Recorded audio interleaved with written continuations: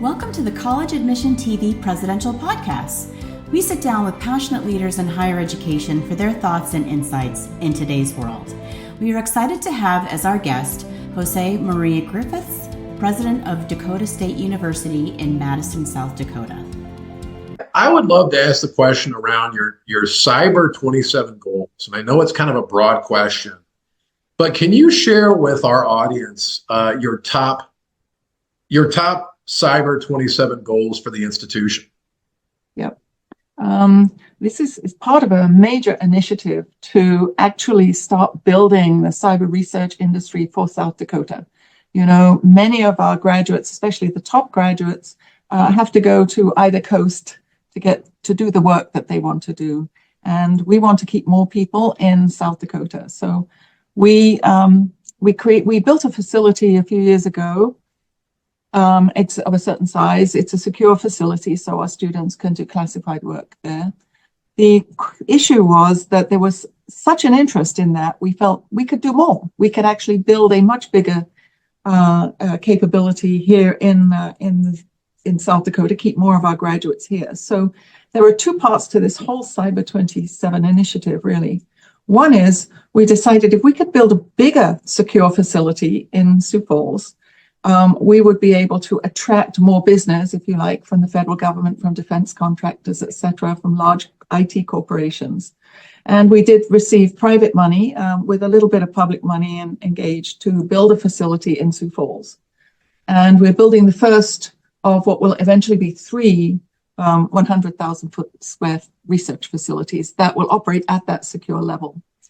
So that's part one. But the other part of it is Dakota State, as a relatively small to medium-sized institution, we needed to build our capacity to graduate more people into the jobs that we're going to create for those facilities. And so we received funding from the state legislature to increase our capacity. So the outcome of that is, in fact, going to be the Cyber 27 initiative. So our aim is to add expert faculty in three disciplines in particular: computer science, cyber operations, which is the very technical cybersecurity discipline, and artificial intelligence, which is growing by leaps and bounds. We wanted to double the number of graduates from those disciplinary degrees, from about 200 to 400. We want to become one of the state's foremost digital forensics labs. We do a lot of digital forensics work with others, examining evidence. This is not done by students, it's done by researchers that we have. We want to fill our applied research lab, this facility that we've built here and are about to start building in Sioux Falls, with partners, research partners, and federal contracts. And we want to grow the Governor's Cyber Academy, which is an initiative to expand and accelerate the pipeline of young people coming into these fields. That's a dual credit 2-year program that students, juniors and seniors in high school can in fact get a full year of college credit towards a degree in computer science or cybersecurity or artificial intelligence while they're still in high school, and then move on accelerate into the positions we're talking about. So that's Cyber 27 in a nutshell. There are lots of pieces to it, but overall, the main goal is to build this cyber research industry fueled by Dakota State in South Dakota. And so when you look at awareness, you look at awareness in the state of South Dakota, but then also other, tech hubs, if you will. Maybe it's Austin, maybe it's DC, San Antonio, Denver, and others. How do you build awareness around the amazing things that you're doing at Dakota State, obviously in the state, but how do you make sure you do that at the secondary school levels? Well, we've been, first of all, we have an excellent teacher education program that's been in existence since 1881, and a large number, the majority of graduates from that program stay in South Dakota. So we are in all the schools across the state. We've had dual credit programs with the K through 12 environment for a number of years, but we also have been holding summer camps, particularly in the Gen Cyber camps that are funded by the National Science Foundation and the national security agencies. And in those camps, we bring middle school girls and we bring high schoolers, co-ed camps for high schoolers as well. In addition to that, we've got some student organizations. We've got an organization called CyberHer, which is encouraging girls to move into STEM and cybersecurity fields. The students that we have come here at Dakota State have really enjoyed that work. So we have after-school activities for fourth graders, for example, in working with coding and cybersecurity. They don't quite know that that's really what they're doing, but we're giving them the skills that they will need to fuel their curiosity and allow them to have some sense of how to keep themselves cyber safe. So you have roughly 3,400 students, and half are fully online. Is that fair to say? 3,700 actually. 30. All right. I'm shortchanging. My goodness. Excellent. So how big do you want to get, and how big can you get? That's actually a very good question, and it's one the Board of Regents are asking me. When I came here, I talked about right-sizing the organization, and I really wasn't talking about downsizing it, and people use that, associate the term right-sizing with downsizing. I was thinking of upsizing. So I started to look at where I thought we might be. I think my answer is somewhere in the range of, I say 4,000 plus or minus, right? 4,000 plus or minus. If we started to get as big as 4,200, 4,300 as we edge towards 45, I think we'd have problems. We'd have to build a whole secondary infrastructure to support just those additional students. So what we're really doing is building up our organizational, our human resources, our physical infrastructure to support as many as we can. So adding a few layers in there, and then adding the students that we think will then fuel this cyber industry in the state. Excellent. Can you expand a little bit on your, I guess you could call it a town and gown approach, where you have, two distinctive communities, a university town, and then the business community. How are you engaging these partners and really expanding your external partner reach? That's a very good question. I have to say, when I came here in 2015, I found there was an excellent town-gown relationship between Dakota State and the host community of Madison. We are very, very well supported by the business, the agricultural producers, the general population in Madison. And I've continued to be involved. I'm engaged in several boards. I belong to a couple of service organizations. So just being out and about and being seen in the community is very, very important, not just for me as president, but for my senior personnel as well. So we take roles there. The bigger question was, how do we expand that within the state to particularly Sioux Falls, the largest city in the state? And I did that again through interacting with the Development Foundation, business community, the chamber. I talked at every Rotary that I could, just getting the message out, what we were doing here. And in those early stages, I did talk about we're the little university on the prairie. I mean, it just sort of, it wasn't so cute for people in this area, but when I did that in Washington, people go, oh, okay. But we now say we're the powerhouse on the plains. And I think this constant reaching out, being visible, actually now in two communities, is very important. And we supplement that by having grown and developed our marketing and communications efforts quite dramatically. So we put a lot of effort. I mean, we can't do well if people don't know we exist. And to do that, we have to do marketing. And there are so many channels and opportunities these days in marketing, not just for me to be out there, but for our senior leadership to be out there, for our faculty to be out there, and for our students. And so we're just telling the story of Dakota State and the individual stories people have as much, as often, and as far afield as we can do it. So what outcomes should students and families expect? And I know that's kind of a broad brush, but what does that look like when a student graduates? Well, for us, we're very, very proud that we've got a very long tradition of graduating the vast majority of our students to have a job in their discipline or be in continuing education, you're going on for a graduate degree within 6 months of graduation. I think it was around 96% when I came. Am I right, Jane? Around there. It's crept up, it's crept up, it's crept up. It's now 99.7%. If I say 100%, because we always used to round it, right? But if I say 100%, people won't believe me. So I go down to that specific 99.7% across Still all a great these number. Absolutely. So I can reassure parents that their sons and daughters, if they follow the programs, will complete in 4 or 4.5 years. If they're athletes, they might take a little bit longer. That they will be able to get a good, well-paying job in their discipline. And increasingly, we hope more and more of them will have jobs in this area, in this region, rather than having to leave to go to Washington, D.C., Northern Virginia, or go to Silicon Valley or Seattle. Because our students are very, very technologically qualified, so that they go to those hubs. Yeah. So how difficult is it to hire the right faculty? That's more difficult. It's easier to try and encourage the students than it is to get the faculty, because one, we're a very relatively small, relatively unknown institution. And we are in a small city, small town, 7,000 people in the greater Madison area. Our largest city in the state is Sioux Falls. It's 203,000, 204,000. It's just got over 200,000 in the last year and a half. So for a lot of people in larger environments, they don't see themselves coming here. We also have a little bit of a problem that it gets cold in the winter, which at first I was a little unsure.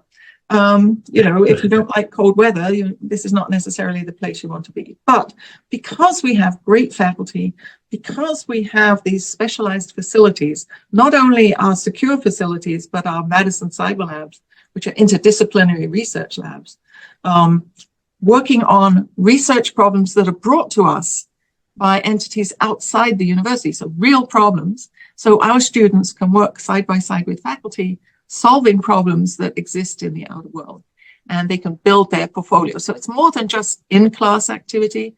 It's all the out-of-class opportunities that students have, whether it's undergraduate research, whether it's competing in different competitions. We do the cyber games. We do esports, by the way. It's another good way of reaching out into the high school population. Our students are in all sorts of competitions. They all seem to like that. Internships, etc. So there are lots of opportunities outside of the classroom that really make what we're doing a little bit different. And because of our secure facilities, faculty can come here and work with federal agencies that they might not otherwise have the chance to work with, and work on specialized high-level projects in the specialized facilities that we're providing. So in an era where post-COVID, everybody's talking about increasing remote work, we are creating a physical hub as well as a technological hub, where if you want to do certain kinds of work, you have to be in a certain kind of space. And we're creating those spaces. So we're hoping that that helps us attract more people. This last year, we went out for 10 new faculty in the area of our Cyber 27 activity, and we just hired 10 of them. We've never had 10 in a single college in 1 year, ever. So the very fact that we've been successful is a testament to our vision, our programming, our deans, our provost, and our marketing and communications, because we have targeted areas, specific geographic areas for the hiring of faculty. And what we're targeting are those areas where there are doctoral programs in the disciplines where we seek faculty, so that we target those. We have a slightly bigger opportunity to try and attract people here. Okay. So it's hard. We've had people come and attempt to get our faculty. We've been able to, we lose them occasionally, right? But I always say I never mind when I lose a really good faculty member to Google, because I can't outbid Google. But we can hope we don't necessarily send too many of them to competing institutions. Yeah, absolutely. Can you talk about the relationship that you have with Homeland Security and the government, and maybe talk a little bit about the 3 designations that Dakota State has? That, again, another element to differentiate. It is an element of differentiation. So the National Security Agency and Department of Homeland Security assigned designations of centers of academic excellence, and they have them in different areas. And to qualify, you have to have pretty detailed outcomes and goals for your academic programs. So we are part of a group of institutions around the country that have 4-year programs, and we have designations, a Center of Excellence designations in cyber operations, cyber defense, and cyber research. Those are the 3 that apply to 4-year institutions. We have all 3. There are only 9 other institutions in the country that have all 3. So we see them as our primary competition for faculty in particular. It's in a way, it's a proxy for accreditation, because accreditation standards have not evolved yet in the area of cybersecurity. There are some in computer science, there's nothing in artificial intelligence, but the NSA and Homeland Security are in the process of developing standards for a new Center of Academic Excellence designation in artificial intelligence. And we and a group of institutions are working with them, are monitoring them, and I'm sure we'll be applying when the standards become fully available. Well, I think that's got to be so exciting and groundbreaking as far as getting in front of students, prospective students, yes, and parents and families to really impress upon them the cyber degrees that you offer, just to get them familiar with getting into that profession. Yes, absolutely. And we do have degrees we actually do associate degrees too, but we have degrees basically from undergraduate through to doctoral. And then many of most of those degrees, in fact, all of them, I think, are, except for the computer science doctorate, are available online as well. And so our catchment area, geographic catchment area, grows. We talk about having about half of our students are online, which is true, but a large majority of those students are working.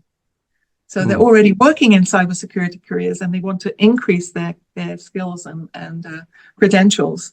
And we have a lot of people, and our doctoral programs have high-level positions in government and industry, and they just want to get the next level. Hopefully, at some point, we'll be able to bring them back as faculty members or as adjunct faculty or professors of practice.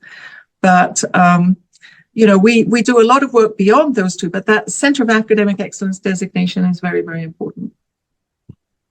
We get reviewed every 5 years there's a renewal. So it's very similar, very parallel to accreditation.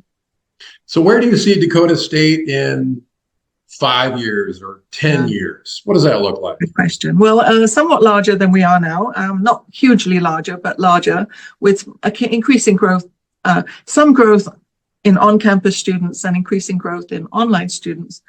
That we have a thriving cyber research hub that is between Sioux Falls and Madison. That we are engaged with a number of federal agencies. I mean, we do have partnerships with several of them. We hope to deepen those relationships as we go forward. I also always say, a relationship starts when you're sort of just so far apart from each other. But as we work together over time, we should get to know each other's intent and capabilities and move closer together over time. So, yes. And then I hope that we will have more people providing opportunities for the students that we can bring in. So we hope to be in every high school in the state. We've already had a couple of inquiries from a couple of neighboring states. I believe that hopefully that model of our Cyber Academy will be a model that will be implemented in other states. And that hopefully people come here and are very pleased with the degrees that they get, and they get good jobs and good careers, and they go out and do great things for the country, for their states, for their communities, and so on. I think it's an area where we're not seeing the number of jobs reduce. And when you add to the number of people, the jobs that are available in cybersecurity, I've heard just this week, I've heard 750,000 to 800,000 in the United States alone. And if that's just for cybersecurity, if you add artificial intelligence, that's going to layer on, and then other new and emerging technologies later. So it's been a good run for us. We've had 40 years of having a rather focused mission on computing and data processing and information technologies. What's good about that focus is it changes over time as new emerging technologies come along.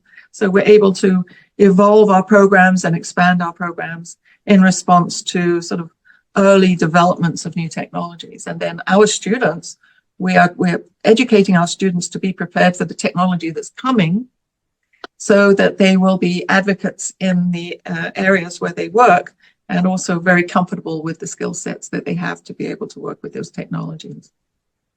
Well, that's great. I mean, talk about differentiators, talk about transformational education. I mean, I think Dakota State is hitting it out of the park. So, President Josie Marie Griffiths, thank you so much for spending a little bit of time with us today. Thank you, Bradley.